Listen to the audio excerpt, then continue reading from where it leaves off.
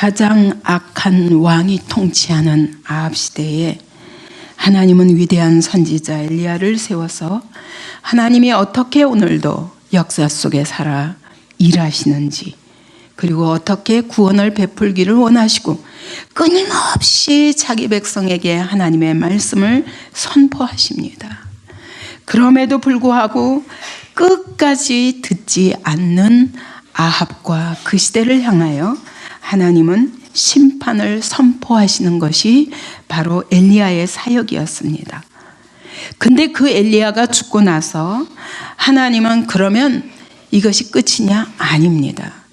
또 엘리사라는 엘리야가 세워놓은 제자를 통해서 하나님이 끊임없이 구원을 베푸시고 그 심판을 받을 수밖에 없는 중에도 아합 왕을 심판하시고 그 집안을 씨도 남기지 않고 다 진멸하시면서 또 계속 긍휼을 베푸시는 것이 엘리사의 사역입니다. 그래서 엘리야는 정말 온 이스라엘과 바알 선지자 제사장들을 대적하여 그렇게 하나님의 살아계심을 선포할 때 하늘에서 불이 떨어지게도 하시고 3년 반 동안 기근이 오게도 하시고 그 후에 엘리야의 기도에 의해서 하늘에서부터 단비를 내려주시기도 하시고 정말 이길 수 없는 12만 대 7천 명의 전쟁에서도 아합에게 하나님이 어떻게 전쟁 가운데서 이기게도 하시고 지게도 하시는가를 보여주셨고, 마지막에 심지어 길르앗 라못에 가서 내가 아람과 싸우리라 하고 가는데 하나님은 선지자를 통해서 말씀하십니다. 네가 그 전쟁에 나가면 죽으리라. 그러나 끝까지 말씀을 듣지 않고 나가서 결국은 죽음을 당하게 됩니다. 우리가 아합 이야기를 통해서 하나님은 정말 사랑의 하나님이구나, 끊임없이 오래 참으신 하나님이구나, 그렇게 악하게 하나님을 대적해도 하나님은 쫓아다니면서 말씀하시는 거예요. 살리기 위해서. 그러나 하나님이 아합을 심판하신 것이 아니라 아합 자신이 하나님의 살리는 말씀을 거절함으로 인하여 스스로 죽음의 길을 갑니다. 그런데 그 엘리야가 키워놓은 제자들 속에서 엘리사라는 사람을 통해서 하나님은 또 끊임없이 그 엘리야가 키워놓은 하나님의 선지자들을 보호하시면서 그들의 삶 속에 긍휼과 은혜를 베푸시는 것을 볼 수 있습니다. 이 엘리야의 시대 때 3년 반의 기근이었다면 엘리사의 시대는 7년의 기근이 옵니다. 왜냐하면 아무리 말씀하시도 안 듣는 백성들에게 하나님의 심판이 점점 가중되는 것을 볼 수 있습니다. 그런데 엘리사의 사역을 쭉 보면 지금까지도 그랬습니다. 전부 선지자들의 가족에 대한 하나님의 기적을 베푸시는 이야기들인 걸 볼 수 있습니다. 그래서 하나님을 경외하던 한 선지자가 죽고 그 아내 과부와 그리고 그 자녀들이 너무너무 가난해서 빚을 져서 종으로 팔려갈 때에 하나님이 그들을 살리기 위해서 그릇을 빌리라 하시고 끊임없이 그릇을 채워주시는 것을 볼 수 있습니다. 그리고 그 다음 기적이 뭡니까? 수넴 여인. 그 수넴 여인은 하나님의 선지자들을 하나님의 사람이라고 공개하며 자기 집에 방을 들여놓고 거기에 침대와 모든 걸 마련해 놓고 여기에 거하시라고 그러고 끊임없이 선지자를 돌보는 그런 여인이었습니다. 그런 여인에게 아들을 주시기도 하시고 그 아들이 죽자 살리기도 하시는 기적을 행하십니다. 근데 오늘 본문에 보면 38절에 엘리사가 다시 길갈에 이르니 그 땅에 흉년이 들었는데, 이번에 선지자가 사는 동네에도 드디어 흉년이 들었습니다. 여기 길갈은 바로 엘리야가 엘리사를 키우던 곳이요, 거기에 수많은 선지자들이 있었습니다. 다시 말하면 오늘날 말로 말하면 신학교가 거기에 있어서 수많은 신학생들이 거기에 있었습니다. 그런데 흉년이 든 거예요. 그 흉년이 들었는데 먹을 것이 없습니다. 그러면 온 세상도 농사를 지어도 먹을 것이 없도록 기근이 들었는데 선지자들이야 어디서 나겠습니까? 더군다나 이렇게 하나님을 멸시하는 시대에 오늘 이 시대도 그런 것 같습니다. 하나님의 종들이 그런 무슨 뭐라 그러죠? 대리운전을 하기도 하고 택시 운전을 하기도 하고 그러면서 목회한다는 소식을 들을 때는 너무너무 가슴 아픕니다. 이 시대가 그런 시대입니다. 하나님의 선지자들이 대접받지도 못하고 끊임없이 비난과 하나님의 교회도 조롱을 당하는 이런 시대입니다. 이것은 심판의 시간이라는 것을 알 수가 있습니다. 흉년이 찾아와서 수많은 선지자들을 양육하고 있는데 여기서 선지자들이라고 그러고 제자들이라고 말했지만 원어로는요 그래서 바로 선지자의 아들들 그럽니다. 그 얘기는 선지자가 제자들을 키울 때 아버지가 아들을 키우는 심정으로 키우는 것이 원래 제자입니다. 그래서 이 선지자들을 먹이는 것까지 엘리사가 하는 거예요. 그래서 어느 날 먹을 것이 없습니다. 그러니까 사환에게 명령합니다. 큰 솥을 걸어놓고 제자들을 위하여 국을 끓이라. 국을 끓이라. 뭐가 있어서 국을 끓이겠습니까? 그래서 나가서 한 사람이 채소를 캐러 들로 나갔는데 들포도 넝굴을 가져옵니다. 얼마나 가물었는지 채소를 캐러 나갔는데 채소가 없는 거예요. 그래서 캐온 것이 뭐냐면 들포도 넝쿨. 포도가 아니라 들포도가 아니라 들포도 넝쿨인 거예요. 그러니까 가지 말라 비틀어진 그것들을 주워다가 또 거기에 들호박이라고 그랬어요. 이거는 원어로 보면 야생오이라고도 하고 여러분 조롱박이죠. 조롱박이 이렇게 조그만 박인데 그걸 딱 자르면 그 안에 씨만 들어있는 거. 이런 거를 갖다가 끓이는 거예요. 그래서 끓였는데 끓이고서는 그것밖에 없어서 그걸 갖다 놓고 끓였는데 무엇인지를 알지 못한지라 뭔지는 모르지만 아무튼 얻은 것이 바로 그런 것들이었습니다. 그래서 갖다가 죽을 끓였습니다. 끓여가지고 갖다 줬더니 40절에 이에 퍼다가 무리에게 주며 먹게 하였더니 무리가 먹다가 국을 먹다가 외쳤습니다. 하나님의 사람이여 솥에 죽음의 독이 있나이다 하고 능히 먹지 못한지라. 여러분 풀 중에도 독초가 있잖아요. 근데 고사리도 그렇습니다. 고사리가 병충해를 스스로 막기 위해서 이게 연약한 가지가 나오면 어린 잎에서 강력한 청산가리가 나온답니다. 그래서 이 고사리도 말려가지고 그대로는 못 먹잖아요. 그거를 소금을 뿌려서 절이거나 아니면 끓는 물에다가 끓여서 그것도 건져내고 그냥 곧바로가 아니라 물에 한참 담가 놓았다가 그렇게 먹습니다. 그렇게 독한 것이 나오니까 그것을 먹게 되면 강한 설사도 하고 그러다가 탈진이 되고 그러다 죽음에 이르기까지도 하는 콜로신드라는 그런 성분이 있다는 것입니다. 이런 독초를 캐왔는데 독초밖에 없는 거예요. 그래 그걸 캐왔는데 어떡하겠습니까? 먹긴 먹어야 되고 그런데 능히 먹지 못하는지라 먹을 수도 없고 독은 있고 배는 고프고. 근데 오늘 41절에 보니까 엘리사가 이르되 그러면 가루를 가져오라 라고 말합니다. 저는 이 구절 속에서 느낍니다. 아, 하나님의 사람 엘리사는 어떤 문제를 만나도 거침이 없구나 라는 생각이 들어요. 이거 어떡하나? 독인데 이거 어떡하나? 고민도 하는 흔적이 없습니다. 곧바로 그러면 가루를 가져오라 말합니다. 이 원어로는 밀가루라는 아니면 곡식가루입니다. 이런 걸 갖고 오라는 거예요. 어떤 문제 앞에도 낙심하거나 지체하거나 의심하거나 염려하는 모습을 볼 수가 없고 곧바로 대책을 세웁니다. 가루를 가져오라. 가루가 무슨 일을 하겠습니까? 그게 있으면 얼마나 있겠습니까? 왜냐하면 워낙 기근이니까 오죽 먹을 것이 없으면 독초를 캐왔겠습니까? 근데 그 가루를 솥에 던져놓고 그리고 던지고 이르되 퍼다가 무리에 주어 먹게 하라. 아니 여러분, 가루를 넣었으면 맛을 보든지 뭐가 변했는지 이거 확인할 필요도 없어요. 엘리사는 가서 가루를 던져라. 던져놓고는 자 갖다 퍼다 먹어라. 이거 먹는 사람들도 보통 믿음이 아니에요. 그죠?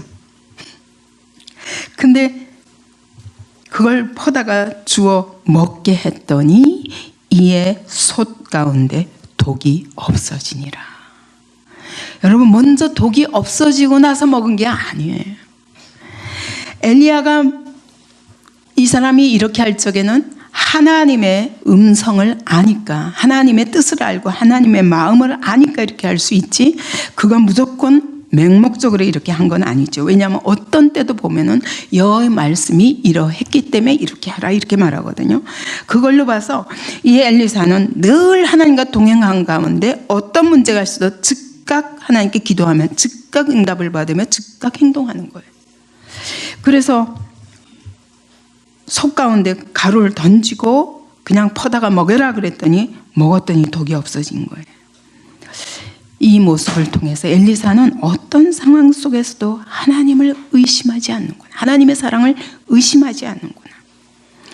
이것을 주신 분도 하나님이시고, 또 그렇게 이거라도 주신 분이 하나님이고, 하나님의 선지자들을 절대로 굶게 안 하시고, 하나님의 선지자들을 독초 때문에 죽게도 안 하신다는 믿음이 있지 않으면 이런 행동을 할 수가 없죠. 그리고 그가 그것만 한 게 아니에요. 행동만 한 게 아니에요. 그렇게 생각만 한 게 아니에요. 그는 믿고 기도하며 하나님을 신뢰했기 때문에 이런 행동을 할 수 있는 거죠. 그리고 하나님이 이 기도에 대해서 반드시 응답하실 것을 확신하는 것입니다. 하나님은 도우시고 하나님의 선지자들을 통해서 하실 일이 있기 때문에 절대로 망하지 않게 하시고 죽지 않게 하시는 걸 믿는 것입니다. 마가복음 11장에 예수님이 이렇게 말씀하십니다. 내가 진실로 너에게 이르노니 누구든지 이 산더러 들려 바다에 던져지라 하며 그 말하는 것이 이루어질 줄을 믿고 마음에 의심하지 아니하면 그대로 되리라. 바로 엘리사의 믿음이 그런 믿음이었던 것입니다. 산을 들어서 바다에 던져지라 라고 말했는데 그렇게 될 것을 믿는 믿음인 거예요.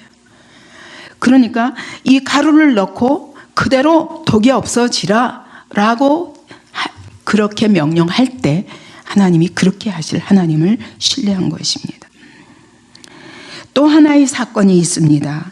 한 사람이 바알 살리사에서부터 왔습니다. 근데 그건 뭘 가지고 왔냐면 처음 만든 떡, 이거는 첫 열매로 만든 떡입니다. 여러분, 이 기근의 시대에, 이 흉년의 때에 첫 열매를 따가지고 하나님의 선지자들, 다시 말하면 선지자 학교, 오늘날 말하면 신학교로 들고 올 정도의 믿음이 있었다는 것은 너무 놀랍습니다.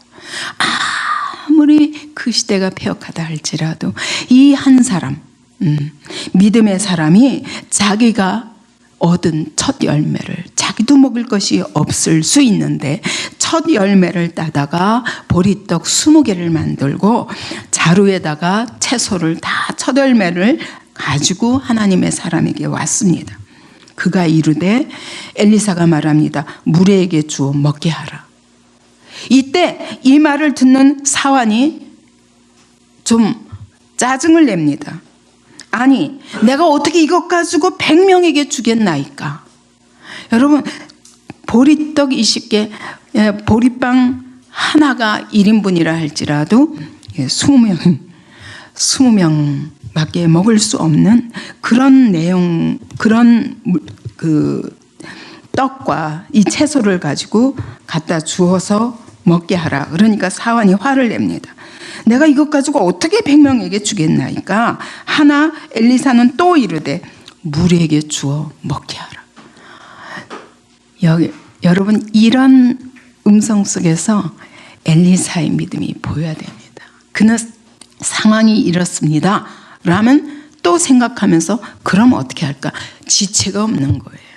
무리에게 주어 먹게 하라. 똑같이 말합니다. 그거는 이것은 하나님이 주신 것이다. 하나님은 모자라게 주시는 분이 아니다. 하나님이 보내주셨으니 결코 모자라지 않게 하실 것이다. 왜냐하면 하나님은 우리 형편을 아시기 때문에. 100명이나 되는 줄 알고 얼마나 배고픈 줄도 아시는 하나님이, 완전하시고 전능하신 하나님이 절대로 모자라지 않게 하실 줄을 믿는다. 뭐만 하면? 우리가 믿기만 하면. 똑같은 자세예요. 어떤 상황에서도 엘리야의 믿음은 변하지 않습니다. 그의 신앙은 요동하지 않습니다. 저는 이 모습을 보면서 그뿐만 아니에요. 이렇게 또 그 사람이 이렇게 짜증을 내는데도 엘리사는 또 뭐라고 말하냐면 똑같은 말을 합니다. 43절에 무리에게 주어 먹게 하라. 그 말만 하는 거예요. 근데 이유는 뭐냐? 여호와의 말씀이 그들이 먹고 남으리라 하셨느니라. 자기도 이미 계산했어요. 모자란다는 거 알아요. 그러나 하나님이 먹고도 남게 하리라, 이 음성만 믿고 이 20개의 떡을 가지고도 100명이 먹고도 남게 하실 하나님을 신뢰한 거예요. 이게 엘리사의 믿음인 것입니다. 저는 이 사건 속에서 아무리 불신앙의 죄악으로 만연한 북이스라엘 사회 속에서 우상 숭배와 하나님의 말씀을 무시하고 하나님의 선지자들을 핍박하고 죽이고 그러는 영적 암흑기의 사회 속에도 하나님이 신실한 하나님의 사람을 그루터기를, 하나님 나라의 그루터기를 남겨두셨다는 사실입니다. 사실 오늘 이 시대를 보면 우리가 낙심이 들 정도로 과연 여기에 진실한 하나님의 사람들이 있을까? 이 속에도 하나님은 신실한 자기 백성을 준비해 놓으시고 그들의 손길을 통해서 하나님의 선지자들의 생명을 살리시는 모습을 볼 수 있습니다. 그러면서 그 엘리사의 하나님의 말씀에 대한 확신, 이 모습을 볼 때 이것이 바로 엘리사의 능력의 근원이구나라는 생각이 들어요.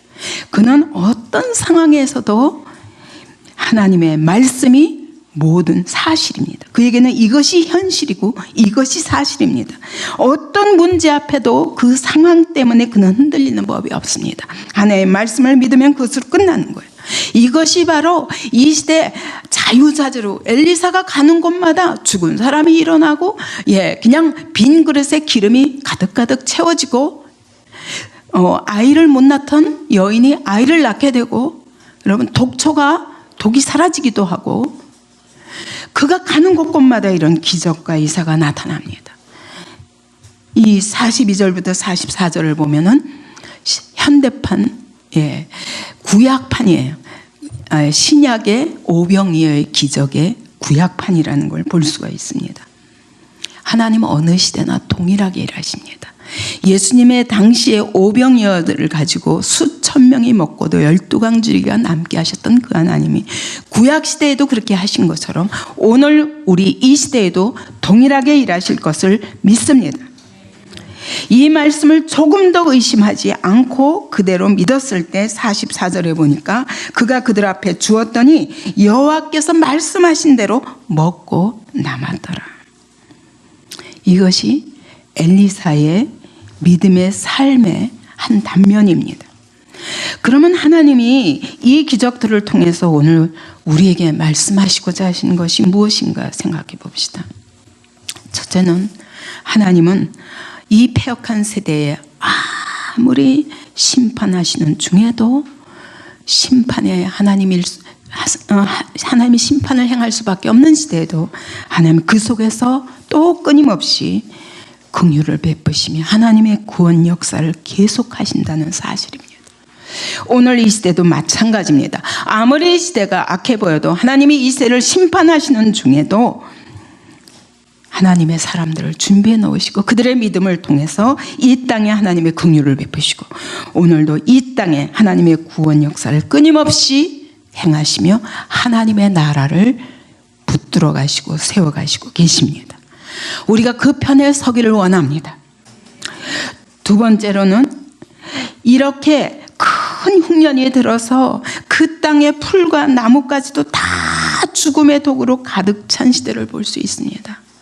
여러분, 마치 저는 오늘 본문을 보면서 우리 시대를 보는 것 같아요. 오늘 우리 사회가 온갖 부정, 부패의 독이 만연한 사회요. 권위와 질서를 무너뜨리고 거역의 영이 팽만한 시대입니다. 음란의 영, 시기 질투의 영, 권모술수의 독, 불신의 독, 이념의 독, 돈사랑에 미쳐 돌아가는 사회, 다원주의의 독, 극단적 이기주의의 독, 이런 독으로 가득 찬 우리 사회입니다. 근데 이 독초는 또 색깔도 선명하고, 버섯도 그렇습니다. 독버섯이 있잖아요. 그러면 색깔이 선명하고 윤기까지 난답니다. 그러니까 독초들이 그래요. 그 보기 좋은 것 때문에 더 빨리 속습니다. 더 쉽게 속습니다. 근데 오늘 마찬가지입니다. 부정부패의 독, 돈으로 처발라서라도 이 땅에서 편안하게 살고자 하는 것이 너무 아름다워 보입니다. 권위와 질서를 무너뜨리면서 나라도 없고 공동체도 없습니다. 오직 개인과 자기 유익만 남아있는 이것들이 엄청나게 아름답게 포장을 하고, 음란을 포장해서 동성애가 마치 인권을 그렇게 보호하는 동성애자들이 가정을 이루는 것을 합법화시키고자 하는 이런 것들이 인본주의로 철철 윤기가 흐르도록 만들어 놓고 보기 좋게 해놓고, 이것이 마치 정치적 의인 것처럼 이념의 독, 그럴듯한 이념으로 포장하면, 여러분, 자유도 방탕이라는, 속에 있는 것은 방탕인데 그걸 자유라는 이름으로 포장해서 얼마나 이 사회가 음란과 온갖 죄악으로 관영해 있으니까. 이기주의, 아주 나를 살리는 일 같지만 자신도 죽이고 이 사회도 죽이고 가정도 무너뜨립니다. 동성애자들의 권익, 그것은 이 사회를 무너뜨리고 이 나라를 무너뜨리고 이 시대에 하나님의 심판을 독촉할 뿐입니다. 오늘 이렇게 죽이는 독들이 진짜 이것이 나를 죽이는 것인지 살리는 것인지 조차 모르는 거예요. 독초가 어떤 독초인지를 모르기 때문에 끓여서 먹으려고 그러다 보니 독이 가득하잖아요. 오늘도 그렇습니다. 무엇을 먹을 것인지, 무엇은 못 먹을 것인지, 무엇이 옳은 것인지, 무엇이 그른 것인지, 무엇이 선인지, 무엇이 악인지, 무엇이 살리는 것이요 무엇이 죽이는 것인지를 분별하지 못하는 혼미한 영이 가득한 이 시대, 영적 스모그와 영적 혼란으로 중독되어 있는 이 사회, 이거야말로 아합 시대보다 어쩌면 더 심각한 죄악에 빠져 있을 수 있는 이 시대일 것입니다. 여기에 가루가 필요합니다. 이 죄악의 독, 이 죽음의 독이 만연한 이 사회를 해독시킬 가루가 무엇인가? 그건 복음입니다. 예수님의 십자가의 사랑입니다. 이것을 전하는 것이 교회의 사명입니다. 예수님이 말씀하십니다. 너희는 세상의 빛이요 소금이니, 빛이 하는 일이 무엇입니까? 어둠을 밝히고 이 어둠의 세상에 진리의 빛을 비추는 것입니다. 소금이 무엇입니까? 썩는 것을 방지하는 힘입니다. 바다의 염도가 2.7%라고 합니다. 그 2.7%의 그 염분이 바로 강물과 시궁창물과 하수물과 온갖 오염소들이 모이는 바다를 살리는 바로 그 힘입니다. 온갖 더러운 물들 속에서 나오는 모든 균들을 죽이고 바닷물을 오늘도 살아있게 할 수 있는 것은 2.7%의 염분이라고 합니다. 우리가 조선 말기 시대만 해도 일제치하에 있는 시간에도 2,700만 명의 인구 중에 2%가 그리스도인이었습니다. 근데 그 2%의 그리스도인들이 바로 민족 대표 33명 중에 16명이 바로 크리스찬들이었고, 이 대한민국을 건국한 건국 대통령이 장로였고, 백범 김구 선생도 집사였고, 도산 안창호도 집사였습니다. 그리스도인들이 이 나라를 여기까지 살린 것입니다. 근데 지금 오늘 우리 그리스도인들의 모습이 어느 자리에 있는가 다시 돌아봐야 됩니다. 지금 이 사회가 어디로 가고 있는가? 근데 그런 인본주의야, 그런 이 죄악의 독을 윤기로 포장한 인본주의, 다원주의, 이런 것들이 오늘날 이 사회를 얼마나 썩게 만들며 이 사회의 온갖 죄악의 독을 끌어들이고 있는가를 생각할 때, 여러분, 하나님의 교회가 지금 이 시간 깨어 기도하지 않으면, 하나님의 교회가 지금 이 시간 복음의 진리로 이 세상을 깨우지 않으면 함께 침몰하게 됩니다. 바로 지금 이 시대가 엘리사 같은 하나님의 사람들을 필요로 하는 시대라고 생각합니다. 하나님의 교회가 이 역할을 하지 않으면 안 됩니다. 하나님의 교회가 진리의 빛을 비춰야 됩니다. 복음의 가루를 뿌려야 됩니다. 그리고 이 사회를 변화시켜야 됩니다. 이 사회에 만연한 이 독들을 해독해야 됩니다. 오늘 하나님은 심판하시는 중에도 자기 백성들을 버리지 아니하시고 보호하시고 돌보시며 그들의 입술을 통해서 이 복음의 진리가 세상에 선포되기를 원하여서 이 하나님의 선지자들을 이렇게 보호하시는 것입니다. 여러분, 다 내려놓고 여러분 목사 되라는 거 아니에요. 선교사 되라는 게 아니에요. 내가 있는 그 자리에서 이 복음을 붙잡고 이 복음을 선포하고 이 복음이 내 삶이 되도록 하는 것이 바로 하나님의 오늘날 필요로 하시는 하나님의 선지자들입니다.